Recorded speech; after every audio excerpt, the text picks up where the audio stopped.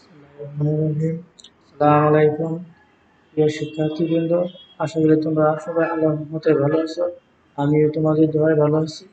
আজকে আমি তোমাদের সামনে কম্পিউটার অ্যাপ্লিকেশন বিষয় সম্পর্কে বিস্তারিত কিছু আলোচনা করব।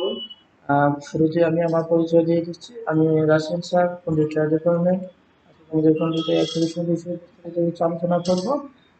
তোমরা সবাই ক্লাসটা খুব মনোযোগ করে দেখবে। যদি কোনো সমস্যা হয় তাহলে বিস্তারিত জানাবে এবং কমেন্ট অবশ্যই লাইক করবে। আচ্ছা, ঠিক আছে প্রিয় শিক্ষার্থীবৃন্দ, তাহলে ক্লাস শুরু করা যাক।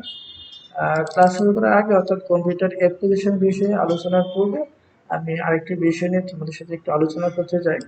সেটা হচ্ছে তোমাদের প্রথম সেমিস্টারে তোমাদের যে সিলেবাসটা রয়েছে সিলেবাসটা সম্পর্কে আমি একটু বিস্তারিত আলোচনা করতে চাচ্ছি। আশা করি তোমরা বুঝবে। তোমাদের প্রথম সেমিস্টারে তোমরা যারা বই এখনো নেওয়া নাই, আশা করি বই তোমরা সবাই নিয়ে নেবে। যদি বই না নিয়ে থাকো তাহলে ক্লাস সম্পর্কে কিছু বুঝবে না। দেখো, তোমাদের ডিপ্লোমা ইন ইঞ্জিনিয়ারিং প্রবিধান 2016 প্রবিধানে তোমরা আওতায় ভর্তি হয়েছে। 4টা বছর তোমরা এই প্রবিধানের আওতায় তোমাদের সকল পরীক্ষা হবে। কম্পিউটার টেকনোলজি ফার্স্ট সেমিস্টার, আমাদের 96 সাবজেক্ট হচ্ছে 65, 712, সাবজেক্ট নেম হচ্ছে বাংলা। টিপিসি আসলে এগুলো সাথে তোমরা আগে পরিচিত না, যদি কেউ পরিচিত হয়ে থাকো, আবার অনেকে পরিচিত না। টি হচ্ছে তোমাদের থিওরিক্যাল, টি হচ্ছে প্র্যাকটিক্যাল, হচ্ছে তোমাদের ক্রেডিট, অর্থাৎ কত ক্রেডিট তোমাদের কমপ্লিট করতে হবে। তোমাদের ডিপ্লোমাতে 140 থেকে 150 ক্রেডিট কমপ্লিট করতে হবে 4 বছর। বাংলায় তোমাকে দেখো এখানে দেওয়া আছে marks, theory, practical, total total তোমাদের কত ক্রেডিট কমপ্লিট করতে হবে পার সেমিস্টার। তোমাদের প্রথম সেমিস্টারে কমপ্লিট করতে হবে 21 ক্রেডিট। আমাদের বাংলাতে দেখো CUNT.ASSESS কন্টিনিউয়াস এসএস, অর্থাৎ final exam, continuous SS, final exam. তোমাদেরকে বাংলা থিওরিতে 60 মার্ক থাকবে টিচারের হাতে, অর্থাৎ টেকনিক্যাল হাতের মার্ক যেটা বলা হয় টিচারের হাতের মার্ক। ফাইনাল এক্সামে তোমাদের হবে 90 মার্কের পরীক্ষা হবে। তোমাদের ফাইনাল কত এক্সামে হবে 90 মার্কে। আবার তোমাদের স্যারের কাছে কত থাকবে আরো তোমার 60 আর হচ্ছে 50, 110 মার্ক থাকবে স্যারের হাতে।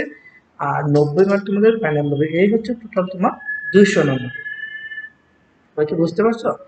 আমাদের টিচারের হাতে তাহলে কত মার্ক থাকবে 110, আর ফাইনাল বোর্ডে কত হবে 90 মার্কে। এখানেও তোমাদের টিচারই দেখবে, স্যারই মূল্যায়ন করবে। ইংলিশে তোমাদের 100 মার্কের পরীক্ষা, তোমাকে 100 মার্কের পরীক্ষা, তার তোমার ফাইনাল এক্সাম কত হবে 60, আর টিচারের হাতের মার্ক কত আছে 40। Physical education and life skill development, এটা তোমাদের একটা প্র্যাকটিক্যাল সাবজেক্ট, নট থিওরিক্যাল, অর্থাৎ থিওরি কোনো নাম্বার এখানে নেই। প্র্যাকটিক্যাল শুধু দেখো, প্র্যাকটিক্যাল অংশে দেখো কন্টিনিউশনে 25, ফাইনাল এক্সামে 25। কত মার্কের? তাহলে এটা 50 মার্ক। ম্যাথমেটিক্স 1 এটা তোমাদের থিওরিক্যাল ক্লাস, প্র্যাকটিক্যাল তোমাদের এটা কত মার্কের 200 মার্কের। সেম তোমার বাংলার মতো 90 মার্কের পরীক্ষা হবে, আর 60 আর 50, এই 110 থাকবে স্যারের কাছে। ফিজিক্সের সেম 200 মার্কের পরীক্ষা, তোমার একই ক্যাটাগরি সিস্টেম, তবে এখানে তোমার প্র্যাকটিক্যাল আছে ফাইনালে 25, এবং স্যারের হাতের মার্ক কত আছে তোমার 60 আর এখানে 25। এটা সবগুলো স্যারই মূল্যায়ন করবে, বাট এখানে একটু প্র্যাকটিক্যাল অংশ রয়েছে। আচ্ছা, তারপর কম্পিউটার অ্যাপ্লিকেশন, যেটা আমি তোমাদেরকে পড়াচ্ছি কম্পিউটার অ্যাপ্লিকেশন, এটা তোমাদের সেম একটা প্র্যাকটিক্যাল সাবজেক্ট, নট কোনো থিওরিক্যাল, অর্থাৎ ফাইনালে কোনো থিওরিক্যাল পরীক্ষা হবে না, শুধু প্র্যাকটিক্যালি হবে। ইলেকট্রিক্যাল ইঞ্জিনিয়ারিং ফান্ডামেন্টাল, এটা ইলেকট্রিক্যাল ডিপার্টমেন্টের একটা বই, তোমাদেরকে পড়তে হচ্ছে। এটা সেম তোমাদের 200 মার্কের, অর্থাৎ তোমাদের প্রথম সেমিস্টারে তোমাদেরকে পড়তে হবে 21 ক্রেডিট। ঠিক আছে, সবাই বুঝতে পারছো তাহলে? এটা নিয়ে আর কোনো সমস্যা হওয়ার কথা না। আরো তোমরা বিস্তারিত জানতে পারবে, আমি তোমাদেরকে আরো বিস্তারিত জানাবো পরে। এভাবে তোমাদের মোট 8টা সেমিস্টার করতে হবে, মোট 150 ক্রেডিট করতে হবে।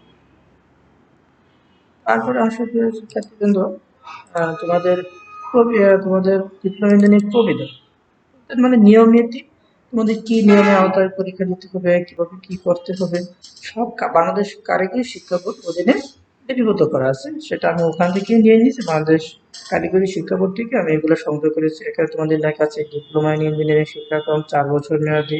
এই যে বাংলাদেশ কারিগরি শিক্ষা বোর্ড, আগারগাঁও, শেরেবাংলানগর, ঢাকা 1200।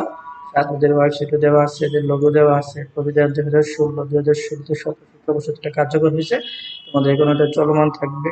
এখন তোমাদের এখানে দেখো গ্রেডিং সিস্টেম তোমাদের 80%, তার উপরে লেটার গ্রেড এ, অর্থাৎ জিপিএটা কত 4 পয়েন্ট। তোমরা হয়তো এসএসসি তে বলেছ 5 পয়েন্ট, অর্থাৎ এ প্লাস পেতে গেলে তোমাদের 5 পয়েন্ট পেতে হতো। আর এখানে তোমাদের যদি তোমরা কেউ 4 পয়েন্ট পাও তাহলে তোমরা এ প্লাস পেয়ে যাবে। আর 3.75 হচ্ছে তোমাদের এ, তারপর হচ্ছে 70%, 75% নিচে A minus, B plus, B plus, C plus, C, D, F. আর তোমাদের এখানে দেওয়া আছে যে তোমাদের রেজাল্টটা গড় গ্রেড হিসাব পদ্ধতিটা কিভাবে হবে সেটা তোমাদের এখানে দেওয়া আছে। আর এখানে তোমাদের আরেকটা বিষয় দেওয়া আছে যে প্রথম পর্ব পরবর্তী জিপিএ 3.50 হলে গুরুত্ব কত পার্সেন্ট, 5%। দ্বিতীয় পর্বে 3.60 হলে কত পার্সেন্ট, 5% হবে। তৃতীয় পর্বে কত পার্সেন্ট, 5%। চতুর্থ পর্বে তোমাদের কত পার্সেন্ট, 10%। অর্থাৎ প্রথম পর্বে তোমাদের 5%, মোট জিপিএর কত পার্সেন্ট যোগ হবে, 5%। দ্বিতীয় পর্বে কত পার্সেন্ট যোগ হবে, 5%। তৃতীয় পর্বে কত পার্সেন্ট, 5%। চতুর্থ পর্বে কত পার্সেন্ট, 10%। পঞ্চম পর্বে কত পার্সেন্ট, 15%। ষষ্ঠ পর্বে কত পার্সেন্ট, 20%। তোমাদের সপ্তম পর্বে কত পার্সেন্ট, 25%। অষ্টম পর্ব অর্থাৎ ইন্ডাস্ট্রিয়াল ট্রেডিং এ 15%। এই মোট কিন্তু 100% জিপিএটা। ঠিক আছে, বুঝলো? আচ্ছা, তোমাদের হচ্ছে ক্লাস 1 আমি নিচ্ছি। ক্লাস 1-এ এখানে তোমাদের লেকচার, আমি এখানে লেকচার দিচ্ছি। তো তোমাদের ওখানে তোমাদের আমার ছবি দিয়ে দিচ্ছি, আমার নাম, ডিপার্টমেন্ট করা আছে, সাবজেক্ট কম্পিউটার অ্যাপ্লিকেশন, বিষয় কোড কথা বলছিলাম 64611। প্রথমত তোমাদের হচ্ছে পার্সোনাল কম্পিউটার পরিচালনা করবে। প্রথমত আমাদের কি হতে হয়, প্রথমত নামটা কি, আমাদের পার্সোনাল কম্পিউটার পরিচালনা করবে। কম্পিউটার কম্পিউটার কি, এখন আমরা হয়তো তোমরা পড়ছো বা আমরা পড়ে আসছি যে কম্পিউটার একটি ইলেকট্রনিক ডিভাইস, এর সাহায্যে যোগ বিয়োগ গুণ ভাগ ইত্যাদি করা হয়। আসলে কি তাই? কম্পিউটার দিয়ে এখন বর্তমানে সকল কাজে কম্পিউটার দিয়ে করা হচ্ছে। সংজ্ঞায় বলা হচ্ছে যে কম্পিউটার একটি ইলেকট্রনিক ডিভাইস, এটি ইনপুট ডিভাইসের মাধ্যমে বিভিন্ন প্রোগ্রাম, নির্দেশ ও ডাটা ইনপুট নেয়, প্রসেসরের মাধ্যমে প্রসেস করে কাঙ্ক্ষিত ফলাফল রূপান্তর করে আউটপুট ডিভাইসে প্রেরণ করে, ভবিষ্যতের প্রয়োজনে ব্যবহারের জন্য মেমোরিতে সংরক্ষণ করে। এখন এই ছোট্ট একটি লেখার মধ্যে কম্পিউটার, এই সংখ্যার মধ্যে কতগুলো জিনিস এসে আসছে। ইনপুট ডিভাইস আসছে, তারপরে প্রসেসরের নাম আসছে, তারপরে কি আসছে, আউটপুট ডিভাইসে আসছে, আবার ভবিষ্যতের প্রয়োজনীয় মেমোরিতে সংরক্ষণ করে রাখে। যদি আমাদের মনে করো তুমি অনেকগুলো জিনিস কিনে ফেলছো, এখন তুমি সবগুলো একসাথে খেতে পারছো না, তুমি কি করলা, তোমাদের বাসার ফ্রিজে রেখে রেখে দিলা, তার সংরক্ষণ করে রাখলাম। তো কম্পিউটারের কাছে কি কোনো ফ্রিজ আছে যে নষ্ট হয়ে যাবে বিদায় সে রেখে দিবে? না, সেটা তোমার প্রয়োজনীয় ডাটাগুলো রেখে দিবে। অর্থাৎ তোমার প্রয়োজন মতো যখন তোমার প্রয়োজন হবে তখন তুমি সেখান থেকে নিয়ে যাতে কাজ করতে পারো। এখন ইনপুট ডিভাইস আসলে কি?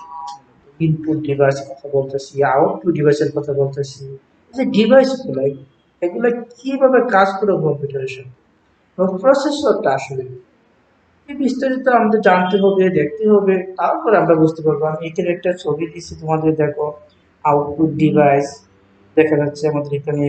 এই স্টোরেজ ডিভাইস, অর্থাৎ যেখানে ডাটাগুলো আমি স্টোর করে বলতে আমাদের সংরক্ষণ করি। এখানে একটা বাক্সের মতো দেখা যাচ্ছে, সিস্টেম ইউনিট একটা বক্স দেখা যাচ্ছে। এখানে একটা দেখা যাচ্ছে, এটা অনেকে হয়তো কোথাও দেখেছো, জানি না কোথায় দেখেছো কিনা, অবশ্যই সবাই দেখেছো। এটা তোমাদের মনিটর, এটা বলতেছে আউটপুট ডিভাইস, এটা হচ্ছে প্রিন্টার, অর্থাৎ আমার কাঙ্ক্ষিত আউটপুটটা প্রিন্ট করি। এটার সাথে সাথে আমরা সবাই পরিচিত ছোট্ট একটা মাউস ইঁদুরের মতো এটা, এবং কিবোর্ড, এটাকে বলতেছে ইনপুট ডিভাইস। এটা একটা পার্সোনাল কম্পিউটার। পিসি মানে কি, পার্সোনাল কম্পিউটার। এই কম্পিউটার চিত্রটা দেখে অনেক কিছু বুঝতে পারতেছি, কিন্তু আসলে এটা কিভাবে কাজ করে, কিভাবে সংযোগ দেওয়া হয়, এই বিস্তারিত তোমাদের প্রথম অধ্যায়ে বিস্তারিত দেওয়া আছে। তোমরা বই পড়লে অবশ্যই বুঝতে পারবে যে এখানে পিসি কিভাবে সংযোগ দিতে হয়, একটা পার্সোনাল কিভাবে পরিচয় করতে হয়। তারপরে এই যে এটাকে আমরা সিস্টেম ইউনিট বলি, সিস্টেম ইউনিটের বিষয়টা কি, আসলে এটার ভিতরে কি কি আছে, এর ভিতরে যদি আমরা খেয়াল করি আমরা পাচ্ছি তো কম্পিউটার সিস্টেম ইউনিট বা মাইক্রোপ্রসেসরকে কম্পিউটারের ব্রেন বা মস্তিষ্ক বলা হয়। কম্পিউটারের সকল প্রসেসিং কাজ অর্থাৎ সিস্টেম ইউনিট করে থাকে।